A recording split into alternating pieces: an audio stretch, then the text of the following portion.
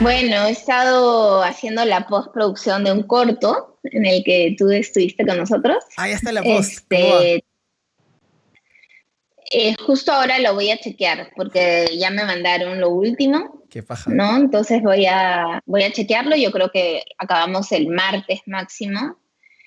Luego también estoy haciendo varias aplicaciones para el Ministerio de Cultura. Luego también estuve ayudando a los de Tondero porque tuvieron una iniciativa de ayudar a gente y yo me encargué de investigar los casos a los cuales vamos a ayudar, Con lo de que eso Netsu, también hemos lo de Netsu, terminado ¿no? esta semana. Sí, con lo de Netsum, exacto. Y ya, eso es lo que he estado haciendo y con eso es un montón. Sí, me imagino. Este, algo con lo que quería comenzar, que me da a mí muchísima curiosidad principalmente, es ¿por qué justamente te dicen Pinky?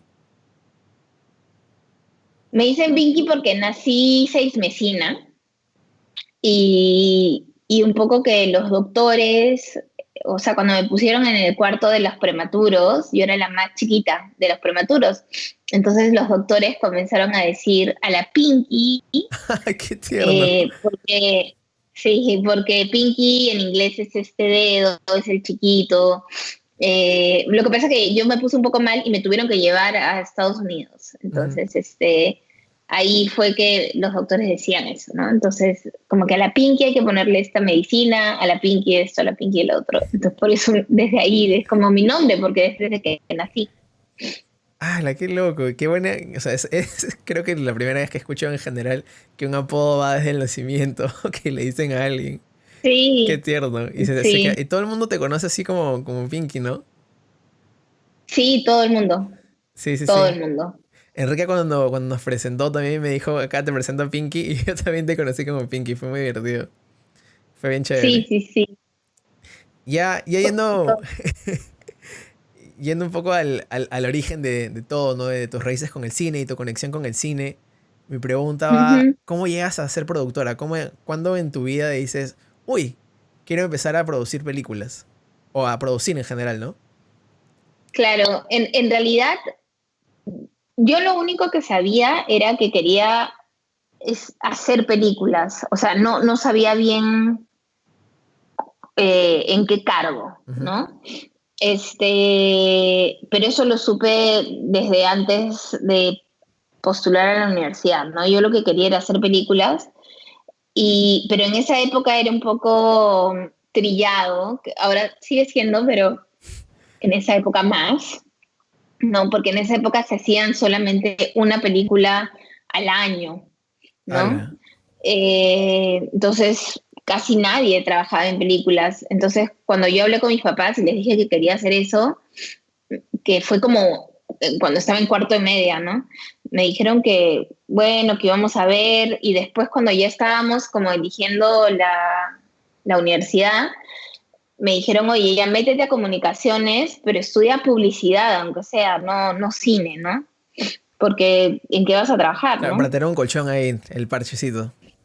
Y yo le dije, ah, ya, y me metí a estudiar un poco publicidad, pero también llevé cursos de televisión, de diseño, no llevé ningún curso de cine, pero bueno, pero igual a mí me encantaba como estar en el backstage, organizar todo, ¿no? Entonces, y ya, y después de eso, después terminé la universidad y entré a practicar en una casa productora de publicidad que se llama Cine 70, que es bien grande, que sigue todavía, ¿no? Y Está que los cerquita dueños nomás, son, están acá en Angamos. sí, y fui asistente de dirección, pero era porque ese era el puesto que había en ese momento para practicar, ¿no? Entonces fui asistente de dirección de Ricardo Maldonado durante mucho tiempo, ¿no? O sea, empecé practicando y ya me quedé ahí trabajando. Y entonces, pero yo era feliz, feliz, feliz, feliz porque todo el día estaba filmando, Claro, ¿no? qué chévere. Entonces, filmaba mucho, mucho, mucho, me quedé como 4 años ahí.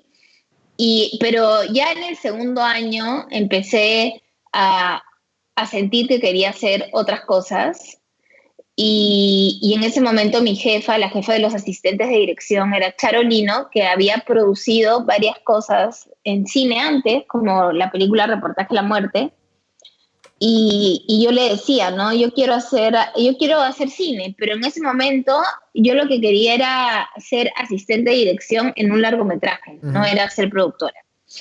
Entonces así fue que ella me dijo, pero veo si, o sea, en tus vacaciones, a ver si hay algún rodaje para que entres a algún rodaje. Y así entré como utilera al rodaje del Destino no tiene favoritos de Álvaro Velarde y me gustó un montón la experiencia, pero fue un rodaje bien accidentado, no hubo asistente de dirección, entonces fue como raro. De ahí volví a la publicidad un tiempo. Después de eso fue que me llama Josué Méndez para entrevistarme, porque yo no lo conocía, y me dice que él necesita productora. Y yo le dije, no, pero yo no soy productora, yo soy asistente de dirección. Y él me dijo, ay, pero no necesito asistente de dirección, porque yo no voy a tener asistente de dirección, yo necesito productora. Entonces yo dije, ay, qué pena, bueno, ya, chao, ¿no? ¡Hala! Y de ahí le cuento a mi jefa, a Charo, le cuento eso, le digo, oye, no era para ser asistente de dirección, sino era para producirle. Y ella me dice, pero ¿y por qué no tratas? ¿Por qué no tratas de producirle? Y yo digo, no, pero yo nunca he producido nada, ¿no? Y ella fue la que me dijo, pucha, pero con todo lo que haces acá, yo creo que sí lo puedes producir, porque en esa época los asistentes de dirección hacíamos mucho más cosas de lo que los asistentes hacen ahora. Ahora está como más diversificado y en esa época nos encargábamos, éramos también como unos productores técnicos, nos encargábamos de los alquileres, de equipos, Claro, nos era bastante encargábamos, logística. sí. Entonces y ella me dijo, no, yo creo que sí la haces porque ya estás 4 años acá, ha filmado muchísimo. Me dijo, hazla. Y yo le dije, uy, ya, le dije, pero si no puedo o si necesito ayuda, me ayudas. Y me dijo, no, claro, yo te ayudo. Y yo le dije, ay, ya. Y llamé a Josué y le dije, oye, ya, y así empezó.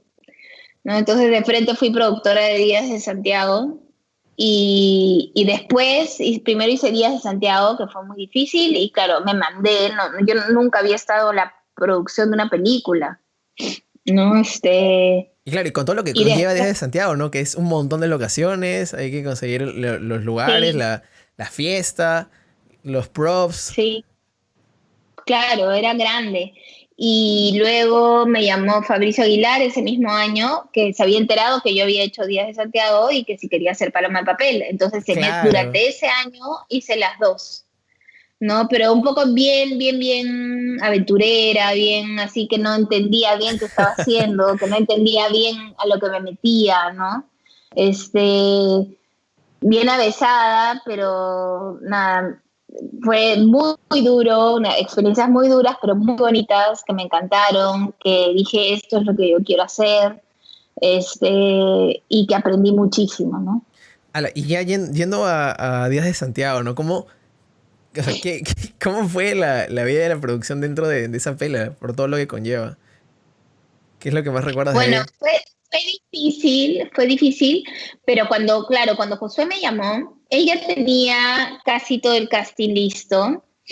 Él tenía también ya locaciones, las casas, las locaciones, porque era de gente que él conocía. Entonces, como teníamos muy poco dinero y él sabía, porque él fue el que trajo ese dinero, este, eran como favores, ¿no? Entonces ya teníamos ciertas cosas, ¿no? Y lo que hicimos fue como reclutar gente, ver quién quería estar en la película, un poco de favor, porque no teníamos dinero, hacer el plan de rodaje, nuevas locaciones. Entonces, lo que más recuerdo es eso, ¿no? Haber reclutado gente que buenísimo, porque que ahora tops en el cine Sí, acá, qué bestia. creo que tuvimos buen ojo. Sí, y es gente con la que yo todavía trabajo, ¿no? Gente que admiro mucho, que aprendo mucho de ellos. Y en verdad hicimos Días de Santiago como jugando. Son los únicos que tenían experiencia en cine era el director de foto, que fue Juan Durán, y el director de sonido, que fue Pancho Arancén. porque yo me acuerdo que José decía, ya, bueno, podemos equivocarnos todos, pero que se escucha y que se vea. Que se escuche y que se vea. No, no lo hacía. Bueno, fue en cine y en ese momento no habían videoassist de cine. Ah, Entonces, justo nos contaba lo que algo hacíamos así, sí. era, sí, y justo lo que hacíamos era poner como una cámara de video al lado de la cámara de cine para de ahí ver algo. Pero y por ejemplo, no pudimos revelar el material rápido porque no teníamos la plata. Entonces el material se quedó en mi closet durante 6 meses, creo, sin revelarlo, Ah, ¿no? Entonces recién lo hemos visto revelado después, ¿no? Entonces sí, fue como hecho muy accidentado, pero muy bonito. claro, que de todas maneras, y me parece súper chévere cuando yo estaba viendo la película, veía todas las caras que ahora ves efectivamente en el cine nacional, que están top, y es verlas desde sus pininos un poco después, ¿no? Pero es lo caso de toda la evolución que Sí, tienen. sí, es verdad. Ahí en Días de Santiago, grabaron en celuloide, pero grabaron en celuloide blanco y negro, o fue el blanco y negro puesto después por una edición, no sé, de No, edición. compramos el negativo a color y en blanco y negro. Ah, ya, esa O era la sea duda que que tenía. lo Quedaba. que grabamos en blanco y negro quedaba, sí. Qué loco. Y Ujú. cuando te dijeron eso a ti, bueno, en ese momento también era, imagino por ser tu primer proyecto, tú dijiste quizás es que era bacán. Ahorita, ¿cómo lo verías en la escena nacional? Si alguien te dice, quiero Yo grabar a creo color y a blanco y negro. que, yo creo que es que depende de la propuesta del director. O sea, tú tienes que confiar en tu director, ¿no? Si Ujú. confías en el director y crees que tiene una propuesta sólida, sí, ¿no? O sea, yo creo que va, ¿no? Todo lo que haga que lo que quiere el director se haga lo más fiel a lo que tiene en la cabeza. Ajá. Pero para eso, obvio, tengo que estar yo también convencida de su visión, Claro. ¿no? Pero generalmente pasa, o sea, si generalmente cuando estoy en un proyecto ya ha pasado esa evaluación entre los dos, tanto de él conmigo como yo con él, para trabajar juntos y confiar los dos en nuestro trabajo, ¿no? Justo eso me da pie a hacerte una pregunta que me da curiosidad, es, Ujú. ¿cómo eliges tú en qué proyecto tomar? O sea, ¿por qué te hace decidir, yo quiero producir esto, estoy acá vinculada?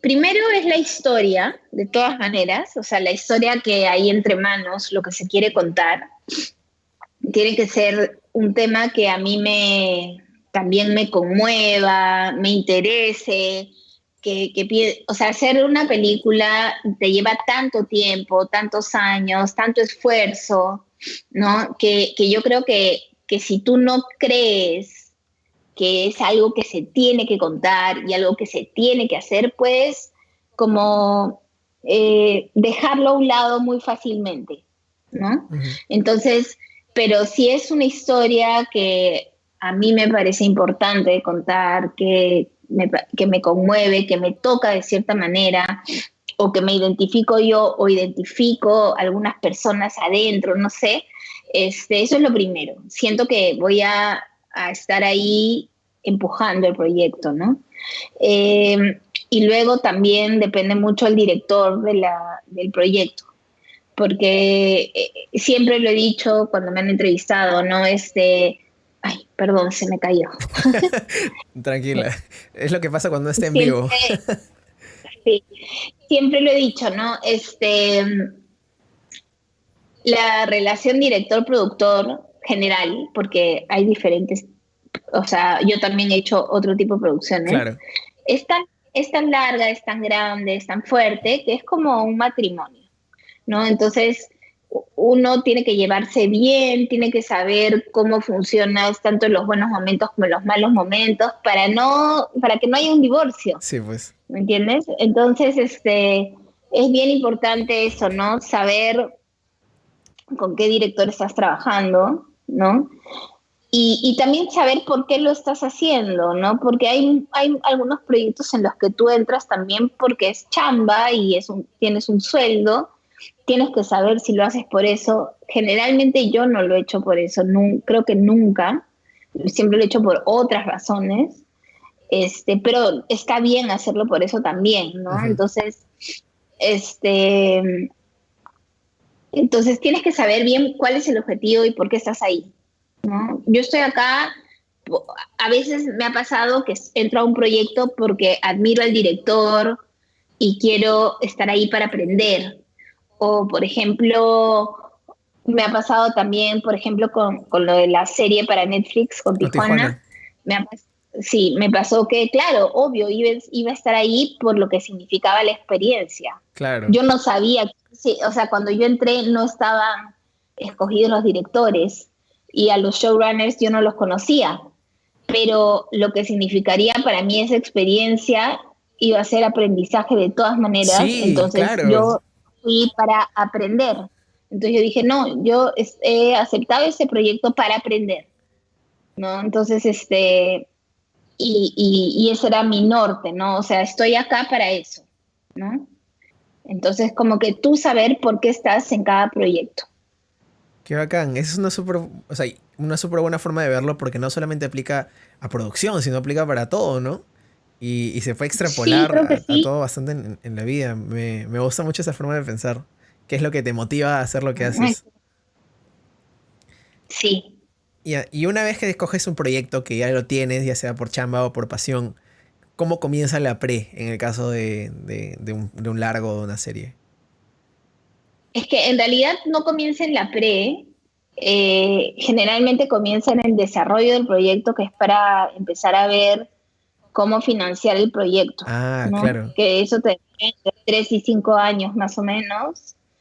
Y luego recién, cuando ya tienes el financiamiento o cuando ya dices, ok, no voy a conseguir más dinero que esto, ahí recién dices, ok, ¿cómo hacemos para grabar? A veces hay que cambiar muchas cosas porque depende de cuánta plata tienes, el director tiene que cambiar a veces un poco su visión, a veces tiene que cambiar el guión, ¿no? Y de ahí recién empieza la pre, ¿no? Cuando hay un Ah, guión que ya es ok. factible filmar, ¿no? Entonces de ahí recién empieza la pre cuando ya sabes que el dinero que tienes te va a alcanzar, a la rejusta seguro, pero te va a alcanzar para hacer el guión que tienes en las manos, ¿no? Entonces, y ahí recién empieza la pre, y la pre generalmente empieza unos 6 meses antes de filmar. Y siempre me ha parecido muy interesante saber cuánto tiempo le dan a las películas acá en Perú para hacer una pre. Y justo ayer que estaba conversando con Enrica, ella me contaba que a veces les dan 3 meses, puede ser, o 6 meses, dependiendo del Es proyecto, que o cómo es. Depende es del depende proyecto. del Ah, presupuesto. del presupuesto. No, no del proyecto, o sea, del presupuesto, porque tú no puedes tener a la gente trabajando 3 meses si no tienes la plata para pagarle 3 meses, ¿no? Claro. Entonces, he tenido proyectos como Retablo que eran muy grandes y que yo sabía que no se podía tener una preproducción pequeña y que he tenido una preproducción gigante y larga, que yo entré como 9 meses antes, pero solo yo, ¿no? Eh, Como proyectos como el último que hice, que es la tercera película de Josué Méndez, que se llama Ronnie Monroy ama todas, pero que ahí, por ejemplo, no teníamos dinero, ya no, o sea, yo sabía que no podía tener una pre de 3 meses y la preproducción fueron 5 semanas, Wow. que obvio no me gusta, pero no tienes otra, no tienes otra opción, ¿Y cómo sacas adelante un ¿no? proyecto con Y 5 semanas? claro, Qué loco. lo que pasa es que también, por ejemplo, ¿no? En ese proyecto que fueron 5 semanas de preproducción con con el equipo, yo entré mucho antes y Josué y yo hicimos mucho de la preproducción solos antes. Entonces, yo entré como, no sé, tal vez sí 3 meses antes o 4 meses antes y comenzamos a hacer solitos lo que se tenía que hacer. Josué hizo su casting como un año antes. Empezó un año antes y lo hacía todos los fines de semana. Claro. ¿No? Y éramos solo los dos haciendo las cosas, hasta que llegó un momento que ya teníamos varias cosas Dijimos, ok, y ahorita sí que entre todo el mundo 5 semanas, porque no puedo pagar más, y hacemos todo rápido y con la base que nosotros habíamos hecho, ¿no? Ajá, claro. Pero es que cada uno tiene que ir viendo cómo hacer, porque en verdad lo que te dicta hacer las cosas es el presupuesto, ¿no? Sí, O sea, sería increíble poder hacer todo como hicimos Retablo, pero no teníamos el presupuesto de Retablo, ¿no? Teníamos la mitad del presupuesto de Retablo. Entonces, todas las cosas son cosas que uno tiene que pensar para el diseño de cómo hacer la película claro. y tomar las decisiones con el director.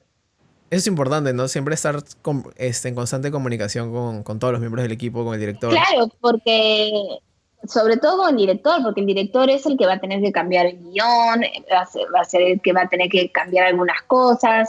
Ponte si él quería filmar, no sé, pues 3 días en una locación y en verdad por dinero no podemos tener a 3 días, si la tenemos uno tiene que ver qué hacer, Claro.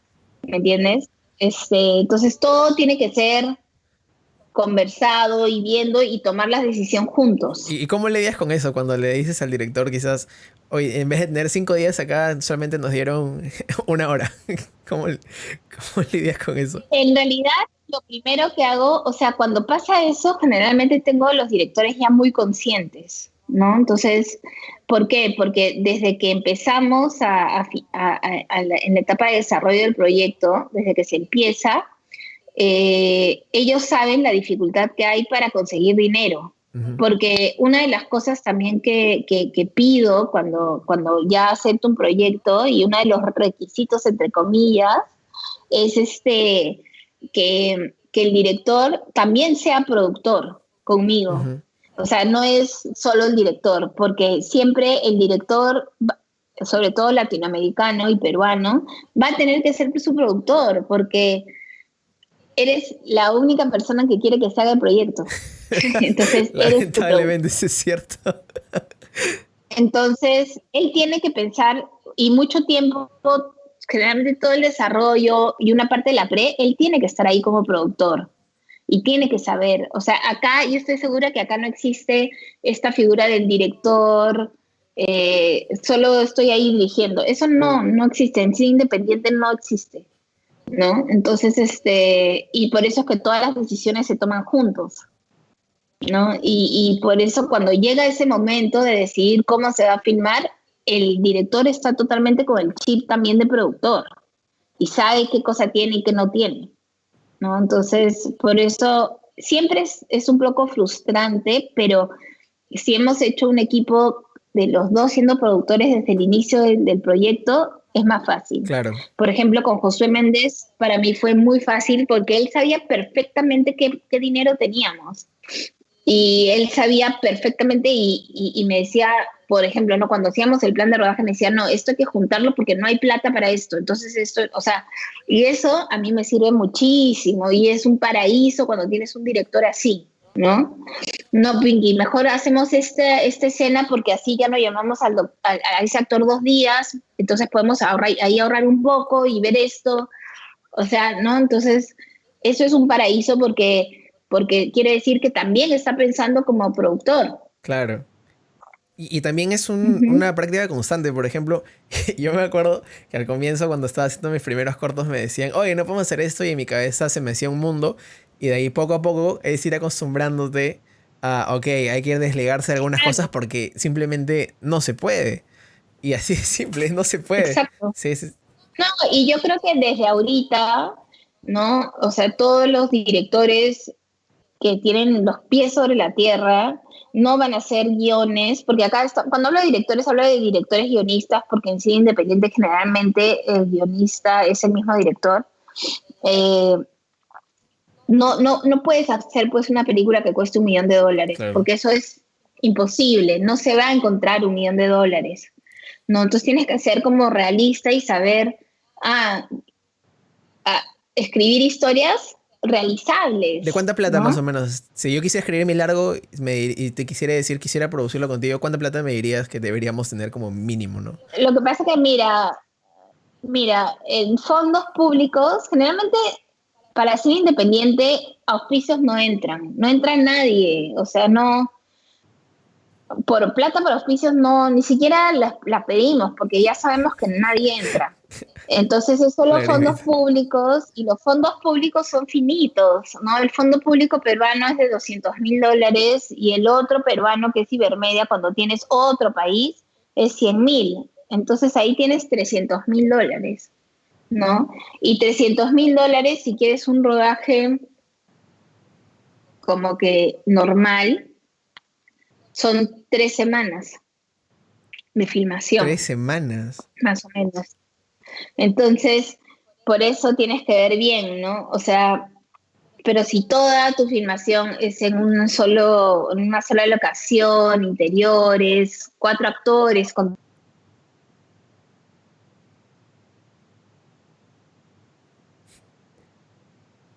Uy, se perdió la conexión. Un problema de la red. y Ya, ahora, ahora sí ya estamos. ya.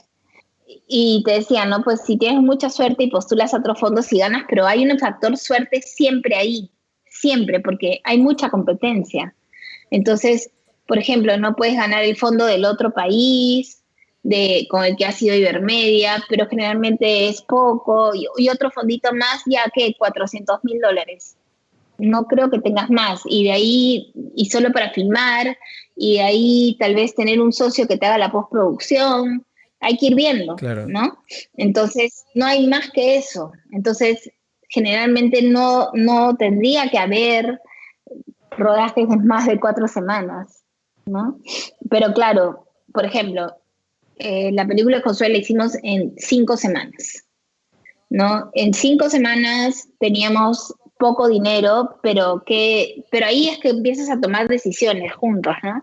Decidimos tener jefes de área super pros renombrados, y tener tal vez bastante equipo Nobel.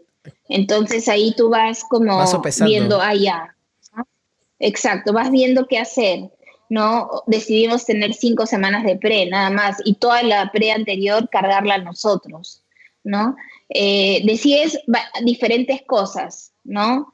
Eh, y así es que tú tienes que empezar a diseñar la producción según lo que quieres y lo que puedes. Claro, sí. Y Ujú. ahorita que hemos estado hablando de la pre, quería preguntarte la pre y previamente también de desarrollo. Comenzando primero por desarrollo, ¿cómo podríamos hacer para financiar algo? Hablamos de los fondos, pero ¿qué otra forma habría de financiar una pela? En este caso, cine peruano. Para mí solo son los Los fondos. fondos. Para mí no hay otra. Sí, es que no hay otra manera. Para mí, Claro. ¿no? O sea, para películas que no van a ser comerciales, y para películas que no van a ser tantas personas en público, ¿no? Porque sé que hay otras maneras. Hay gente que para el cine comercial, por ejemplo, sé que Rómulo y Julita la hicieron como cooperativa, que la gente puso su chamba, no cobró o cobró una parte. Pero claro, para mí el tipo de películas que yo hago, que no va tanta gente a verla y que sabemos, y que es un tipo de película más arty, más de cine independiente, sabemos que no va a ir tanta gente a verla. Entonces yo no puedo quedar eso con los actores cuando sé que no hay posibilidad, pues, de que vayan más de 50.000 personas. ¿Me entiendes? Sí, sí, sí, sí. Entonces, en realidad para mí eso es la única manera de financiar una película. Claro. Y una vez que tengas el dinero, y hablando nuevamente ya de la pre, ¿qué pasos hay que tener que cubre la pre, ¿no? O sea, tenemos el casting, las locaciones, algún otro que ustedes ven en la pre. El scouting, es mejor hacer el casting antes de la pre, que cuando tú empieces la pre ya tengas a todos tus actores y haber elegido, que eso fue lo que yo hice en la de Josué, ¿no? Antes de empezar las 5 semanas de pre, ya teníamos todo el casting y yo ya tenía escogido a todo el equipo. Entonces, el primer día de preproducción simplemente todos entraron a hacer su trabajo, ¿no? Ya había mandado el guión, ya había mandado el desglose, ya, o sea, ya todos tenían como sus herramientas para empezar, Ujú. ¿no? Porque no había tiempo. Bueno, lo principal es el desglose. Yo siempre hago un desglose de producción, que es como el desglose macro general, que es lo mando a todas las áreas y ya cada área a partir de ese desglosa todo, ¿no? Desglosa su área, ¿no? Pero todos tenemos como la misma información para que nadie se equivoque de la escena, del número de escena, de qué cosa es, cómo está, ¿no? Eso. Luego, bueno, el scouting, eh, por ejemplo, ¿no? Cuando también llegaron las personas a Ronnie, el scouting de las locaciones principales ya las teníamos nosotros. Entonces, cosa que podía entrar el director de arte y de frente ya tener locaciones en las cuales pensar, no esperar, Claro. ¿no? A que se encuentre la locación. Luego, bueno, está todo lo que es, hay que ver flujos de caja, cómo vas a entregar el dinero, a quiénes, hay que ver toda la parte legal, contratos, se tienen reuniones de mesa para hablar con director de foto, director de arte, el director, vestuario, que nos hagan las propuestas los directores de arte y los diseñadores de vestuario para ver si nos gusta, si no, las pruebas de vestuario con cada actor, los ensayos, pruebas de maquillaje, pruebas de cámara, un montón de cosas.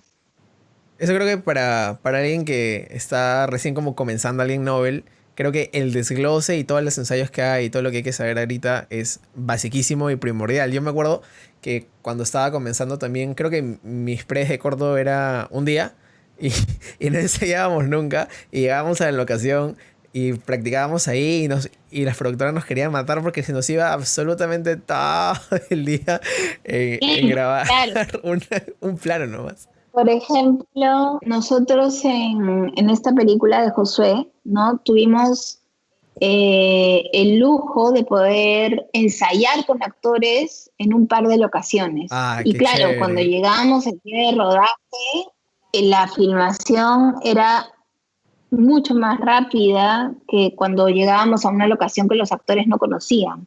Entonces, eso es increíble cuando pasa, ¿no? Nosotros tratamos de hacerlo en un par de locaciones que nos parecían difíciles, ¿no? Que eran como locaciones que teníamos que buscar con cualidades específicas, a esas que fueron las que fuimos con los actores. ¿No? Entonces, muy importante eso, ¿no? Que el mismo José me decía, oye, qué paja que vinimos con los actores porque mira qué rápido hemos hecho todo, ¿no? Y eran algunos días complicados, o sea, eran días que nosotros pensábamos que iban a ser complicados y por eso también fueron con los actores y en verdad acabamos 3 horas antes, así, ¿no? Entonces, súper importante tú estar siempre con tu director y tu asistente de dirección, porque yo trabajo mucho con los asistentes de dirección de la mano, y estar como muy conectados y saber qué cosa es más difícil, qué no, para ver cómo aligerar esos días difíciles, Claro. ¿no? Eso es súper importante, ¿Y te ha pasado cuando... ¿no? no, continúa, continúa, te interrumpí, perdón. No, tú Te iba a dime. preguntar si te ha pasado quizás en algún momento que llegas a hacer scouting, ya sea en pre o durante rodaje, y te haya pasado algo locazo que en ese momento quizás te asustaste o lo viste como algún problemón y ahora lo ves en retrospectiva y te da risa o lo cuentas como algo de aprendizaje. No, sí, nos ha pasado muchísimo. O sea, por ejemplo, en Magallanes, nosotros escogimos un cerro en un cono no sé si has visto Magallanes, Sí, sí, pero hay sí. una La vi en escena el cine, me acuerdo. que tiene Magali Solier que está corriendo, ¿no? En la noche, luego de una pesadilla, Sí. ella está corriendo y queríamos un cerro, ¿no? Y conseguimos ese cerro, estaba increíble todo, y ponte, filmábamos el sábado, ¿no? Y ya estábamos, teníamos los permisos, todo. Y en eso, claro, por eso es tan importante tener un equipo de avanzada, ¿no? El equipo, por ejemplo, estábamos filmando en otro lado, pero mi equipo de avanzada iba a la otra locación y me dijeron, fueron, y cuando fueron, tipo un miércoles, ¿no? Nosotros llamamos sábado, hubo una invasión. Ah, Entonces ya no había cerro, todo estaba lleno de esteras. Y cuando me muestran las fotos, yo dije, o sea, no podemos filmar ahí, ¿no? Pero claro, menos mal fueron un miércoles y tenía yo jueves y viernes para buscar otro lugar, Claro. ¿no? Entonces, el jueves se pusieron a buscar, el viernes en la mañana nos enseñaron las fotos y uno más o menos funcionaba, y el viernes a la hora del almuerzo llegamos a Salvador, mientras filmábamos, lo sacamos de la filmación un rato para ir ¿cómo se llama? A la nueva locación, la vio, dijo, no, sí funciona, no sé qué, y lo regresamos para no tener que cambiar el plan de rodaje, ¿no? Porque teníamos un plan de rodaje bien difícil por las restricciones de los actores. Eso Y era, cuando se ¿no? enteraron Y lo del, porque también era no, ¿no? cuando se enteran lo del cerro, ¿le dicen a Salvador inmediatamente o esperan a solucionarlo y de ahí le dicen? No, yo generalmente espero a solucionarlo, generalmente, pero como esto era muy pegado, sí le conté, porque yo también necesitaba, ¿qué pasa si no encontraba una locación? Yo necesitaba que él vaya pensando en un plan B de qué cosas se podía filmar el sábado con esos actores. Para tener el parche. Entonces, mientras nosotros buscábamos una locación, él ya estaba pensando con su asistente de dirección qué se podía hacer, ¿no? Qué suerte. Para no perder un... Para no perder un día, Ujú. exacto.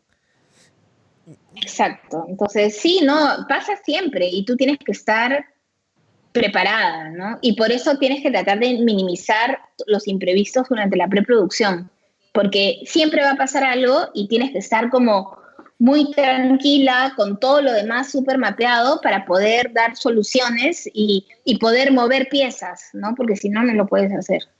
Justo mencionando lo que me contaste de la producción avanzada, dentro de todo el equipo de producción, ¿a quién mandas ahí en ese caso? ¿Sería el jefe de producción? ¿Y cuál sería la diferencia entre los cargos de producción? No, no.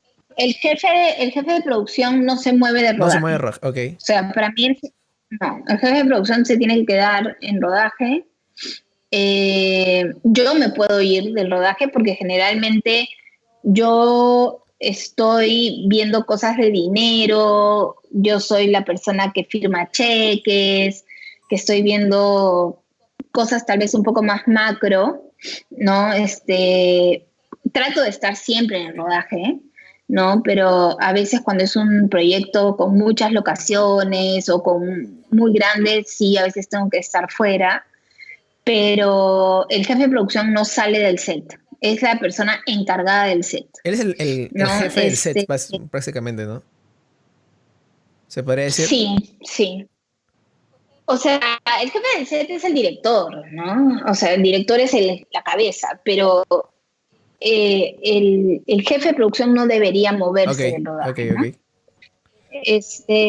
Y luego, para eso, generalmente mando a alguien de scouting, ¿no? O sea, hay una persona encargada de solo las locaciones y esa persona es la que tiene que estar chequeando días antes eh, cómo va, y para eso sí estoy yo, ¿no? También, porque, por ejemplo, yo sí un par de días antes siempre estoy viendo, oye, para tal día ya está todo, los extras, no sé qué, yo siempre tengo que estar como pensando, porque se supone que lo de ese día está todo perfecto, ¿me entiendes? Claro, Lo de ese día de filmación tiene que estar todo perfecto.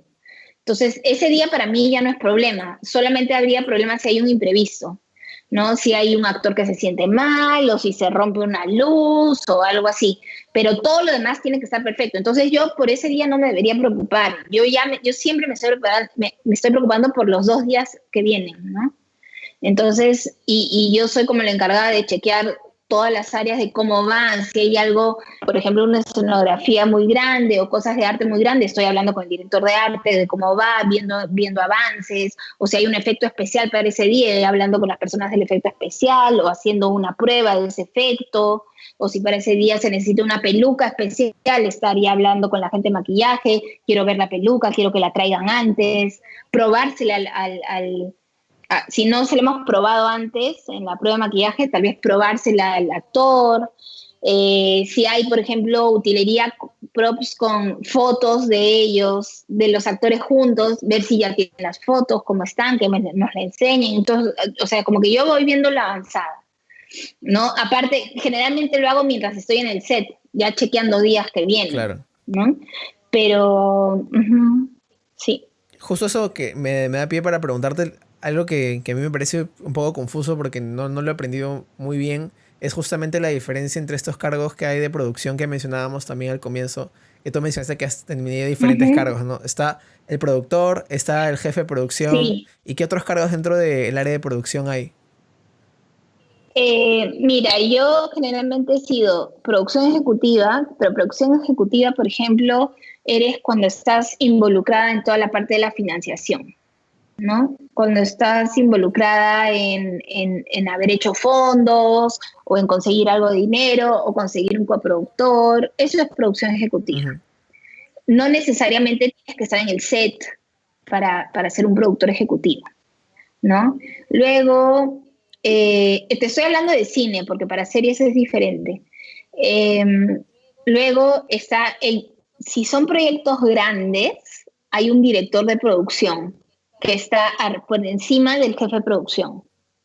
Ya, cuando no es un proyecto muy grande, tienes un jefe de producción, ¿no? El director de producción es como otro productor que también va a ver tal vez incluso más cosas que un jefe de producción, no necesariamente tiene que estar todo el día en el set Ujú. y tienes un jefe de producción, pero a veces hay un director de producción, a veces hay un jefe, a veces tienen los dos, ¿no? Yo he sido directora de producción, por ejemplo, de películas como en el cine, por ejemplo, ¿no? Que yo no fui la productora general, pero que me llamaron y estuve y rodaje, ¿no? Y me dediqué solo al rodaje. No vi nada de guión, no vi nada de financiamiento, no vi nada de postproducción. Por eso era directora de producción. Solo me encargué del Ok. rodaje.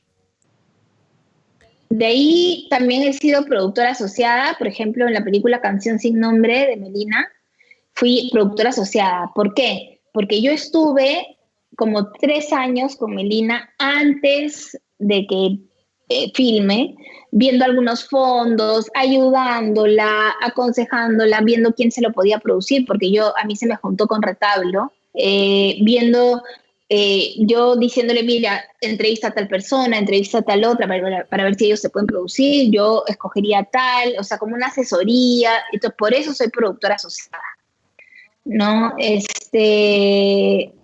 Y eso, producción ejecutiva, producción asociada, directora de producción, jefe de producción y tenemos producción general, que es cuando hago todo, ¿no? Y eso es en cine, y en series, ¿cómo es? Porque como dijiste que hay una diferencia, me dio mucha curiosidad. Es los showrunners, que son como los jefes, las cabezas de los equipos, que son generalmente los que tienen la idea del show. O sea, no hay un crédito de showrunner en las series. Los showrunners son productores ejecutivos. ¿Ya? O sea, el máximo cargo, el máximo crédito es productor ejecutivo, Ah, pero también es creativo, ¿no? Entonces, como te digo, casi todos los showrunners que tienen un cargo que es un cargo creativo, están como productores ejecutivos. y esa es la única diferencia, después está todo es similar. Es que, bueno, yo solo he hecho la de Tijuana y de ahí hice las de Movistar. Eh, pero, por ejemplo, no en México sí es diferente, porque hay un gerente de producción, que es como el jefe de producción acá. Allá no hay jefe de producción. Claro, O sea, hay un jefe de producción, pero el jefe de producción es como el director de producción de acá. O sea, hay como diferentes cosas. claro, claro. Entonces, cada país tiene como una denominación, una cosa así, ¿no? Entonces, pero allá, por ejemplo, en Tijuana, yo era la productora, una de las productoras porque éramos dos.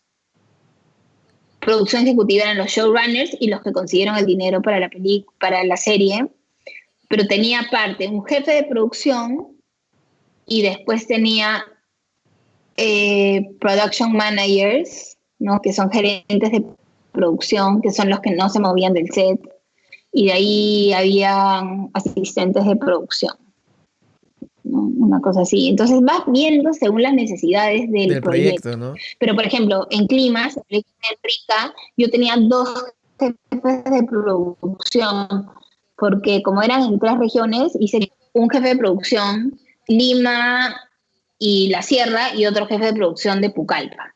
Entonces vas viendo, tienes que ir diseñando, ¿no? según el proyecto, Claro.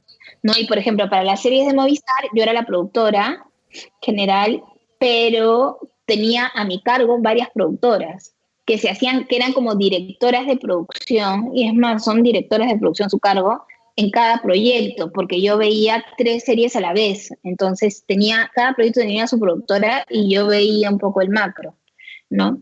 Entonces, pero por ejemplo en la de Colombia yo era productora ejecutiva. ¿Por qué? Porque yo me encargué del presupuesto, de ver liquidaciones, de cosas así. También estuve un poco en el casting, no sé qué, pero había un productor que se encargaba del rodaje y yo nunca fui al rodaje, ¿no? Entonces, y de las dos peruanas, yo tenía mis 2 equipos de producción liderados por una productora, ¿no? Qué loco, es justo saber cómo manejar cada proyecto y cómo ensamblar todas las partes para que funcione bien todo, ¿no? Ujú. Y yo, cuando tienes un proyecto y te han llamado ya desde desarrollo, ¿tú desde desarrollo ves todo lo que es la post y la distribución? ¿Desde ahí lo planteas? No, para nada, porque tú no sabes, o sea, es generalmente, en cine independiente lo que me ha pasado es que tenemos el dinero para filmar y de ahí vemos qué hacer, porque también hay fondos de postproducción, Ujú. ¿no? Entonces de ahí recién ves la post. Generalmente no tienes el dinero para pensar en la post. Y piensas, pero sí piensas en distribución, por ejemplo, cuando se acaba el proyecto. No, tampoco. No, no, en distribución lo pensamos después, cuando la película esté hecha, porque tú tienes que ver bien qué material tienes, qué producto tienes en las manos. Muchas veces es diferente al guión. Tiene mucho sentido. Y una vez que lo Entonces, ves ya decides qué vas a hacer con él, si es festivales o quizás comercial. lo que pasa que eso sí lo sabes, o sea, tú sí sabes cuando una película es más independiente o comercial, Ujú. desde que entras, ¿no? O sea, yo creo que si alguna vez hago un proyecto comercial, sí tienes fecha de estreno y esas Ok. cosas. No, o sea, Tondero, cuando ellos hacen sus películas, ya tienen la fecha de estreno y todo, porque incluso los auspiciadores entran sabiendo cuándo se va a estrenar esa película, ¿no? Es diferente, las estrategias son diferentes. Y el cine independiente generalmente lo que hacemos es que vaya a festivales antes para que cuando llegue acá llegue con un poco de bulla. ¿Y tú tienes mapeado qué festivales son como, no sé, los puntos fijos de cuáles debería ir una película independiente? ¿O depende del proyecto también? Bueno, todo el mundo lo sabe en realidad, ¿no? Hay los festivales A, que son a los que todos queremos ir, que son los más conocidos: Cannes, Venecia, Berlín, San Sebastián, Toronto, ¿no? Pero para mí siempre es Cannes primero, de ahí Venecia, Berlín, de ahí San Sebastián, Locarno, ¿no? Son los As, y hay otros As también, pero que tal vez no son tan conocidos. Y de ahí ya vienen todos los demás. Entonces todos queremos Cannes Sí. siempre, ¿no? Todos queremos Venecia o Berlín, o sea, Rotterdam también es festival A. Entonces todos queremos eso y siempre aplicas a todos esos, ¿no? Pero es muy difícil entrar, es una lotería. Es porque no solamente depende de la calidad de tu película y cómo sea tu película, sino también depende de la competencia. Y tú no tienes idea cómo va a ser la competencia ese año. Justo hablando de competencia, quería hablar de, de Retablo y todo el recorrido que tuvo. Y algo que a mí me encantó cuando estaba viendo toda la parte de la difusión de Retablo fue la foto que se tomaron todos los actores, todos ustedes, junto con todo el team de actores internacionales con los retablos. Y era verlo y estar y que esté presente ahí. No sé, me pareció genial. ¿Cómo fue esa experiencia? Sí, no, lo que pasó con Retablo ha sido genial. Ha sido súper, súper bonito. Nunca pensamos que iba a tener ese recorrido. Ha sido una sorpresa. Eh, y no, y fueron años, ¿no? O sea, mucha gente cree que se hace rápido y nada que ver. Retablo, nos hemos demorado como 10 años en hacerla.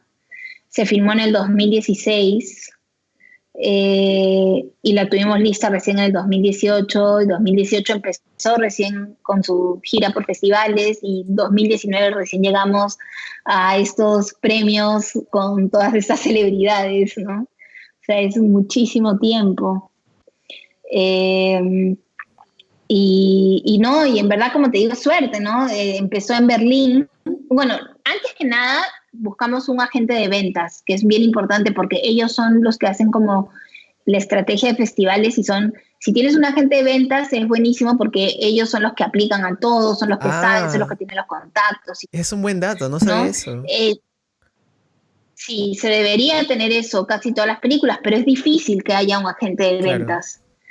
Es difícil que un agente de ventas se tome. Entonces, por ejemplo, casi todas mis películas han tenido agentes de ventas, sí, pero hay algunos que son top, top, top, otros no. Hay algunos que, por ejemplo, este agente de ventas yo nunca había trabajado con ellos. Yo no soy dueña de Retablo, soy productora, pero no soy la dueña, pero igual estuve involucrada en todas las fases. Y yo no los conocía, pero me gustaron muchísimo. Pero ellos se encargan de todo, ¿no? Porque es demasiada chamba, o sea, yo no podría hacerla porque tampoco conozco tanto, ¿no? O sea, ellos se conocen a todos los programadores, van a todos los festivales, no solo tienen Retablo, tienen una cartera de películas, ¿no? Y ellos hacen las ventas y también las postulaciones a los festivales. Entonces, con ellos fuimos a Berlín, no, fuimos a Berlín. Uy, se me acabaron las baterías. ¿Ahí Sí, me te escucho escuchas? perfecto, no hay problema. Eh, y nada, entonces fuimos con ellos a Berlín y de ahí a un montón de festivales, ¿no? Un montón de premios. De ahí pasó lo del BAFTA y por último los Spirit Awards. Estuvimos por Perú para los Óscares, pero Sí, no la agarramos. Lo de los Óscares es muy difícil de entrar porque necesitas mucho dinero para una campaña. Nosotros no teníamos el dinero. Por más que Perú nos ayudó, pero claro, es poquitísimo comparado a lo que otras películas tienen, ¿no? Y las campañas que hacen. justo mencionaste que tú no eras dueña de Retablo, pero sí productora. Entonces, ¿quién es el dueño de Retablo? ¿Álvaro? Es el director Álvaro, porque si tú ves en los créditos de Retablo, productores ejecutivos son Álvaro y su esposa, Ah, claro. ¿no? Generalmente los productores ejecutivos son los dueños de la película también. Entonces, Álvaro es dueño de la película, yo soy la productora y he estado con él desde la idea de la película, pero claro, yo no soy la dueña, yo siempre estuve ahí con él en todas las etapas, me iba contratando por etapas y estaba ahí, ¿no? Qué loco. Uh -huh.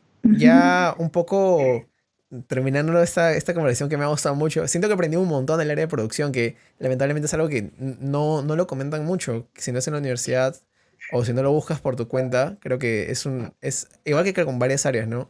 No puedes saber a detalle qué es lo Sí, que pasa. Y eso me ha abierto bastante los ojos sobre todos los cargos. Y justo cuando chambeamos también en el corto, que te preguntaba un montón de cosas sobre también de producción y los cargos. Me parece muy interesante e importante de saber, sobre todo si es hacer cine. exacto. Y ya bueno, como te comentaba, cerrando un poco, quería preguntarte si alguien que está comenzando a producir, ¿qué es lo que primero debería tomar en cuenta o algo que debería como que ser el mayor consejo para alguien que está comenzando a hacer cine en cuanto a producción, ¿no? Sí, a ver, primero yo creo que tienes que ser muy ordenado, muy ordenado, porque si no te puedes abrumar mucho. Este, tienes que ser muy empático, tienes que saber ponerte en los zapatos de las otras personas, porque es la única manera que tú vas a poder buscar lo mejor para esas personas, para sus problemas, no importa el área. Entonces tienes que saber ser muy empático y tienes que ser bastante humilde, porque, por ejemplo, ¿no? De sonido yo no sé nada, sé poco, tengo que escuchar al sonidista, tengo que escuchar y saber qué necesita y por qué pide las cosas y eso. Y para eso tienes que ser humilde y tienes que saber que tú no eres la que sabe sobre todas las áreas, ¿no?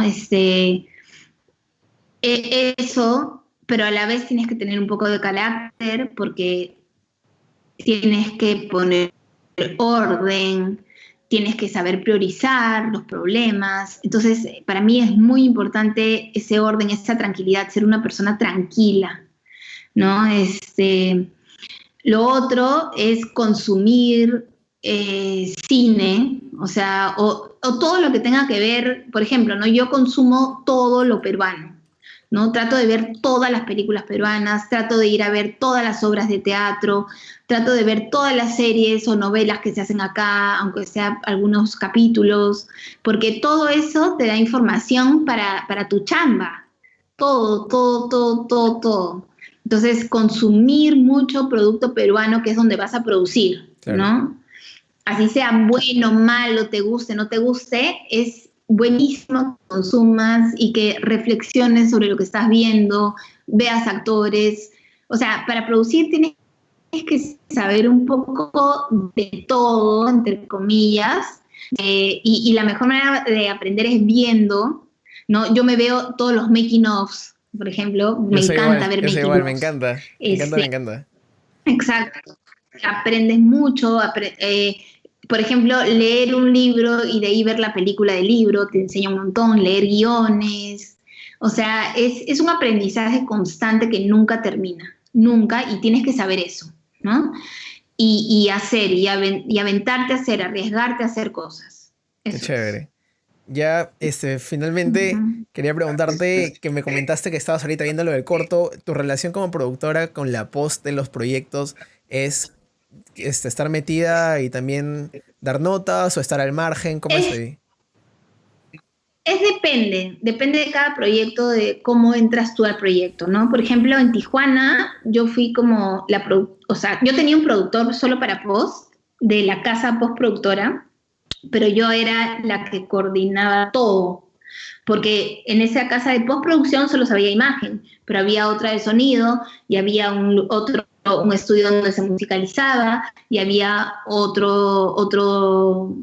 casa de edición, entonces era como yo veía todo Ujú. junto, ¿no? O sea, allá, vamos, todo el flujo de trabajo, ¿no?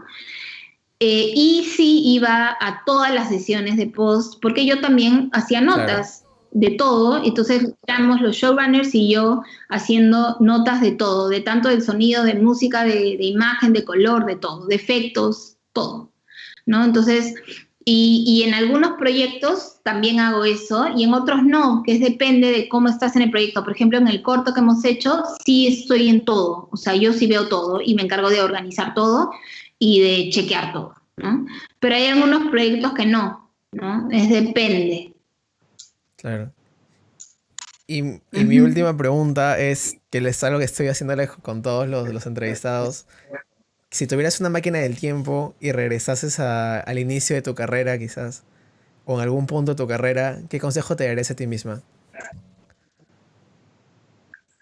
¿Qué consejo me daría a mí misma? Eh, me daría el consejo de que sea paciente, que la paciencia es una de las mejores virtudes para este trabajo. Eh, Me daría el consejo de no tomarme todo a personal, que yo creo que lo hice al inicio, y ¿cómo se llama? Y tratar de, ¿sabes qué pasa? Que en un momento esto se vuelve tu vida y en un momento tienes que pensar que no es toda tu vida, porque si no, no disfrutas de tu trabajo, ¿no? Cuando ya te das cuenta que es tu vida, pero parte de tu vida, lo empiezas a disfrutar y lo empiezas a tomar con más calma, ¿no? Creo que eso es lo que yo haría, ¿no? Y ponerte a ti, tal vez como persona, tu salud y todo antes del proyecto, ¿no? Porque yo creo que al inicio yo fui muy irresponsable conmigo misma.